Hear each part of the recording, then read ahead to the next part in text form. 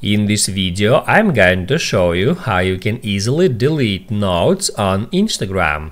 Be sure to watch the video to the very end so you don't make any mistakes, and of course do not forget to like this video and subscribe to my channel. So let's begin, and first off, open up Instagram app, then get into your DMs, and that's where you can create notes. To do that, just hit at that plus sign and then just create a note.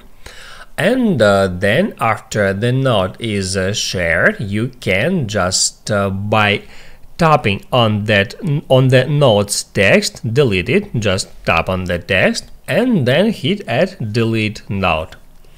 That's how you can remove notes on Instagram. So now you can write down in the comments below if you have any questions about the tutorial. Also, I recommend you to check out my Instagram tutorials playlist, which you can easily find in the description. Hit the like button if you liked that video, and see you in the next one.